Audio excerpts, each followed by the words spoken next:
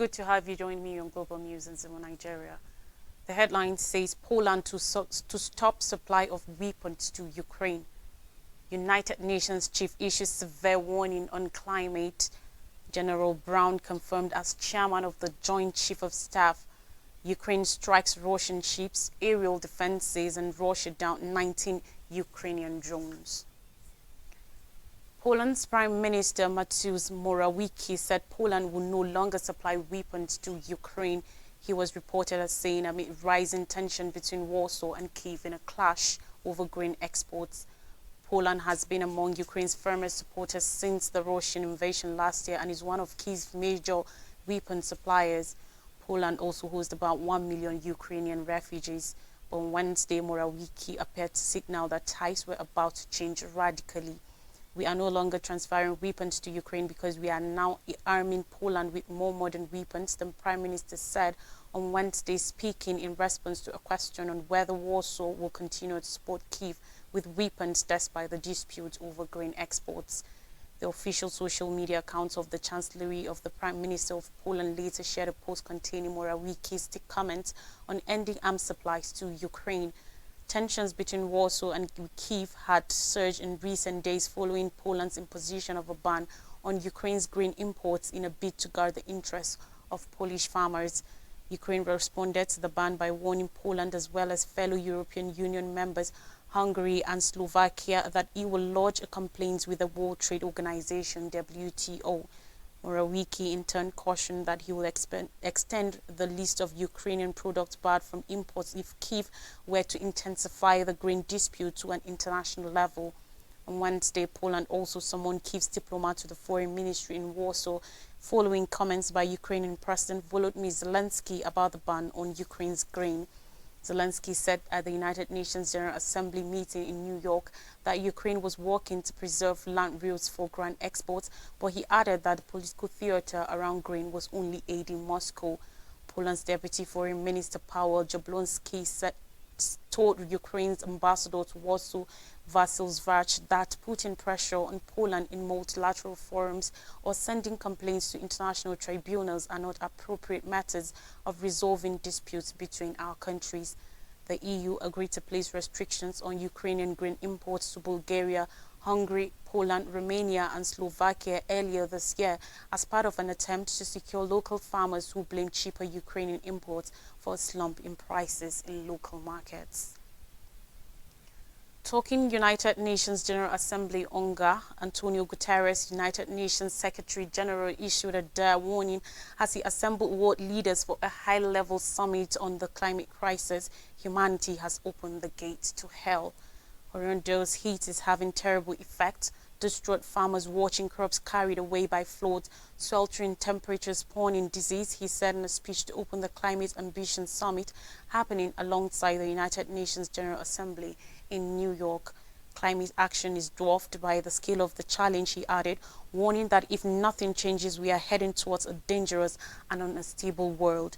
The one-day conference, which comes as world battle with devastating floods and fires, is planned to build global momentum towards slashing planet's heating pollution ahead of the United Nations COP28 climate summit in Dubai in December.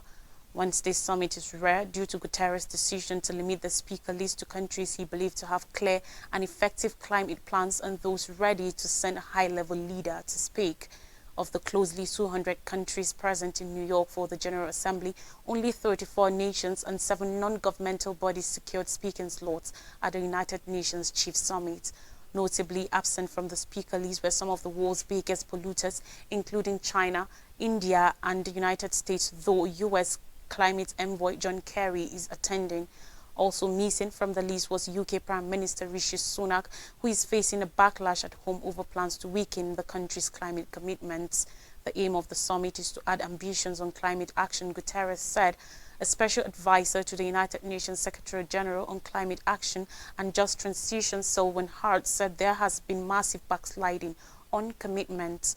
In his Wednesday speech, Guterres called on advanced countries to reach net zero emissions, removing from the atmosphere at least as much planet-warming pollution as they produce by 2040, at least 10 years earlier than most present commitments. He also asked countries to commit to timelines to phase out fossil fuel emissions, as well as to meaningfully surge finance to aid low and middle-income countries quickly move to clean energy and invest in climate resilience procedures to better cope with rising extreme weather events. Now, the United States Senate has confirmed General C.Q. Brown as the next chairman of the Joint Chiefs of Staff, one of the highest decision-making bodies in the country's military. Wednesday's HF3-11 vote came months after President Joe Biden first nominated Brown for the post as Democrats attempt to maneuver around a protest led by Alabama Senator Tommy Tuberville. Tuberville, since February, has blocked the Senate from its routine process of approving military nominations in groups as part of an effort to pressure the Pentagon to change its abortion strategies. His objections have frustrated Democrats who originally said they will not go through the time-consuming process of bringing up individual nominations for a vote. Over 300 nominees are delayed amidst Tuberville's blockade, and confirming them one by one would take months. However, on Wednesday, Senate Majority Leader Chuck Schumer reversed course. He moved to force votes on Brown as well as on General Randy George and General Eric Smith, who are nominated to be U.S. Army Chief of Staff and U.S. Marine Corps Commandant, respectively. Tuberville did not object to the confirmation vote, saying he will maintain his holds, but it's fine with bringing up nominations individually for roll call votes. White House National Security spokesman John Kirby said Brown's confirmation, along with this week's anticipated votes on Smith and George, is positive news, but we should have never been in this position, he said. Brown, a career fighter pilot, was the Air Force's first black commander at the Pacific Air Forces and most recently its first black chief of staff, making him the first African American to lead any of the military branches. His confirmation will also mark the first time the Pentagon's top two posts were held by African Americans, with Defense Secretary Lloyd Austin as the top civilian leader. Brown, 60, replaces Joint Chiefs Chairman Army General Mark Milley, who is retiring after 4 decades in military service. Milley's 4-year term as chairman ends on September 30th. Meanwhile, on Russia-Ukraine war, Ukraine damaged state-of-the-art Russian air defenses in Crimea and taking 2 major towns near the eastern city of Bakhmut in the 82nd week of the war. Ukrainian forces may also have put 3 modern Russian warships out of action, demonstrating a growing ability to attack enemy assets at a range while maintaining the momentum of their territorial gains. Ukraine appears to have used naval drones to mount 2 separate raids on Russian warships on September 14th. Ukraine's Strategic Command claimed it hit 2 of Russia's Vasily Baikov Project 22160 class patrol ships, causing undermined destruction. The Ukrainian government released footage of the Vasily Baikov commission in 2018 firing at a surface drone as it apparently closes in for attack. Russia's defense ministry said only that its Black Sea fleet had destroyed 2 unmanned semi-submersible boats in the southwestern part of the Black Sea belonging to Ukraine. According to reports, a naval drone had caused damage to the rear starboard hull of a Boro-class guided missile corvette, the Soman, near the entrance of Sevastopol port, forcing it to be towed for repairs with a roll to starboard. Russia's defense ministry said the Soman had successfully defended itself and destroyed the unmanned naval boat, but photographs circulated online showed the Soman being towed by 2 tugboats. Again on Russia-Ukraine war, Russian aerial defense systems ruined a wave of 19 Ukrainian drones that were launched overnight in raids against targets in the Russia-annexed Crimea Peninsula, the surrounding Black Sea and other regions of Russia. Early on Thursday, the Russian Defense Ministry said it had thwarted the attacks by Ukraine's aircraft-type unmanned aerial vehicles, UAVs. In the night from 20th to 21st September, an attempt by the Kyiv regime to commit a terrorist attack with lethal drones on site in the Russian Federation was intercepted, the Defense Ministry said. Air defense systems destroyed 19 Ukrainian UAVs over the Black Sea and the territory of the Republic of Crimea, and 1 hit each over the territories of Kursk, Belgorod and Oryol regions, the ministry said. Belgorod and Kursk regions of Russian border eastern Ukraine, while Oryol is closer to the capital, Moscow. The Defense Ministry provided no details on casualties or possible damage. Kyiv has vowed to retake the Black Sea Peninsula, and Ukrainian forces have launched aerial attacks with high frequency on targets in Crimea, which was seized and annexed by Russia in 2014. Russian naval targets in the Black Sea have also been hit, including attacks by surface seaborne drones launched by Kyiv. The Ukrainian military on Wednesday said its forces had successfully struck a Russian Black Sea Fleet command post near Sevastopol in Crimea. According to reports from Ukrainian, loud explosions were heard in Crimea, mainly in the area of the Belbek and Kacha military airfields. Both are located north of Sevastopol. Authorities in Crimea have downplayed the incident and said Ukrainian raids are being successfully repelled. Away from Russia-Ukraine war now to more stories. 2 abducted activists freed in Philippines. 2 environmental activists supposedly captured by the Philippine military over 2 weeks ago have been freed. Jonila Castro, 21, and Jet Tamano, 22, were working with coastal communities opposed to reclamation activities in Manila Bay when they disappeared on September 2nd, close to the capital, Manila. Late on Tuesday night, they were released hours after appearing at a government press conference where they went off script and accused the military of abduction, charges the authorities have continually denied. The Philippines is one of the most dangerous countries in the world for land and environmental defenders, with 11 activists killed in 2022, according to watchdog Global Witness. On September 15th, closely 2 weeks after the pair's disappearance, the National Security Council (NSC) and police announced at a news conference that Castro and Tamano were being held in a safe house after they sought help from authorities. The authorities denied the women were activists and said allegations by leftist organizations that they had been abducted was fake news and an elaborate hoax. NSC spokesman Jonathan Malayas claimed the women were not environmentalists but leftist organizers. However, on Tuesday, Castro and Tamano offered a different version of events at a news conference hosted by the government's National Task Force to End Local Communist Armed Conflict, which was set up by the former president, Rodrigo Duterte. The task force has often accused government critics of being communist sympathizers without evidence. The practice, known as red tagging, can result in the arrest, detention, and even death of the person targeted. It has continued under President Fernando Marcos Jr., who succeeded Duterte in 2022. Moving now to Africa, United Nations General Assembly, Kagame seeks help for expatriates. Paul Kagame, president of Rwanda, spoke on the second day of debates at the United Nations General Assembly. He denounced the injustice that conflict inflicts on innocent people, taking as an example the migration crunch that drives refugees to undertake dangerous journeys every year in search of a better future. Rwanda remains determined to work with its partners, including the Office of the United Nations High Commissioner for Refugees, to contribute to the search for a lasting solution.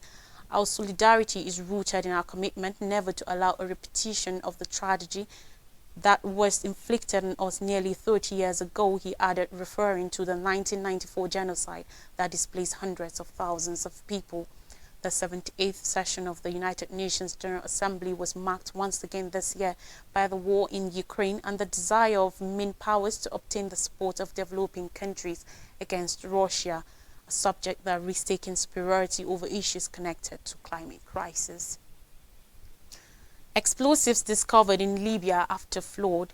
Storm Daniel pounded Libya last week, wreaking havoc on the eastern city of Derna, where 2 neglected aging dams gave way upstream, unleashing an approximated 30 million cubic meters, 8 billion gallons of water, and destroying entire neighborhoods of the city, home to about 100,000 people.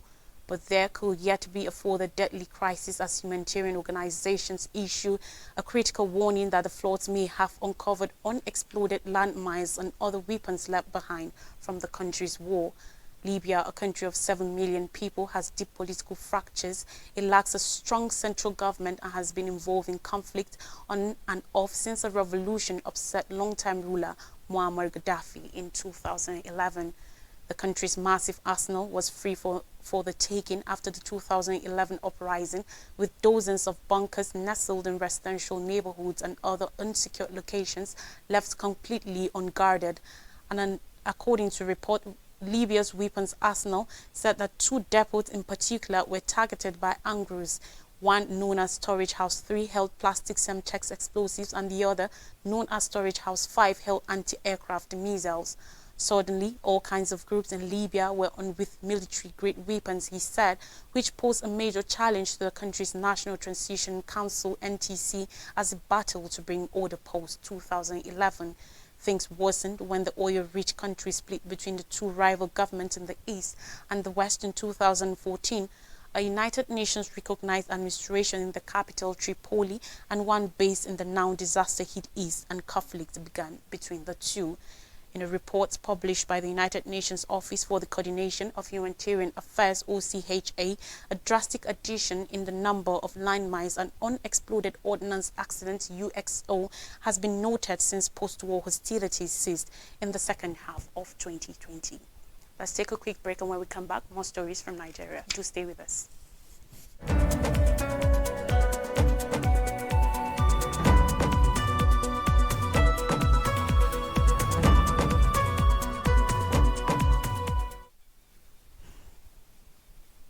You're welcome back. Stories from Nigeria says Atiku to get Tinubu's Chicago University records.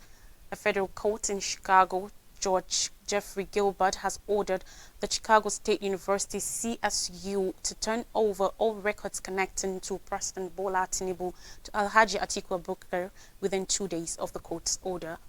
The order came a day after Atiku filed his appeal at the Supreme Court seeking to upturn the judgment of the Presidential Election Tribunal, which had on September 6th upheld the election of President Bola Ahmed Tinubu. On Tuesday night, Judge Gilbert made the court order in a ruling on an application for an order directing discovery from the Chicago State University in response and respect of Tinubu's academic records. The application, filed on August 2nd, is aimed at making available more credible evidence before the Apex Court to prove Tinubu was not eligible to have contested the February 25th presidential election. Atiku, who came second in the February 25th presidential election, is seeking the nullification of Tinubu's election on grounds of non-qualification, amongst others.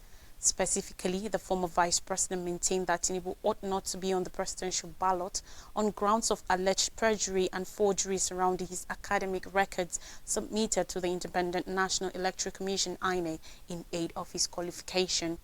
Atiku is suggesting that Tinubu forged his CSU certificate owing to the discrepancies in the dates of the certificate CSU issued to him in 1979 and the one issued by the same institution last year following a court order. Based on the supposed anomalies, Atiku had approached the U.S. courts for an order directing the institution to release information regarding Tinubu's record to him to prove his pending petition against the declaration of Tinubu as president at the Apex Court. However, in his ruling on Tuesday, the court held that the applicant, former vice president of Nigeria and presidential candidate of the People's Democratic Party, PDP, had shown sufficient reasons why Tinubu's academic records should be released to him. Besides, the court also ordered the school administrators to authenticate any documents submitted under oath. And finally, on the news, 24-hour curfew in Kano after tribunal verdict. Following the judgment of the state governorship election petitions tribunal, which sacked the state governor, Abba Kabir Yusuf, a 24-hour curfew has been imposed in the state. The State Commissioner of Police, Mohammed Hussaini Gumel, in a statement he personally signed, said a joint team of security operatives have been dispatched across the capital city to enforce the curfew.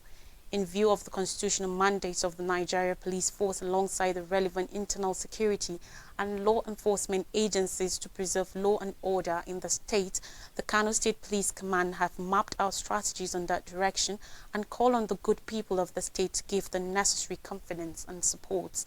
Going forward, Kano State residents are called upon to note that combined security forces have already been dispatched to the nooks and crannies, including the entry and exits of the state, to ensure enforcement and strict compliance of the 24 hours curfew order as communicated by the state government via letter with reference number K/SEC/H/434/T.1/153 dated 20th September 2023, taking effect from 6 p.m. of Wednesday 20th September to 6 p.m.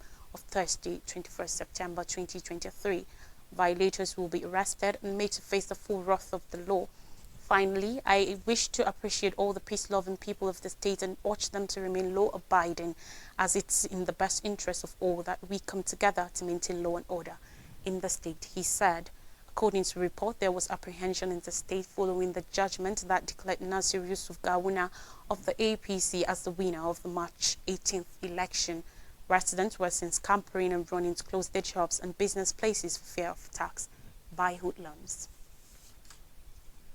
A recap of major stories says Poland to stop supply of weapons to Ukraine. United Nations chief issues severe warning on climate. General Brown confirmed as chairman of the Joint Chief of Staff. Ukraine strikes Russian ships, aerial defenses, and Russia down 19 Ukrainian drones. That's all on the news. Thanks for watching. I am Lois Drake.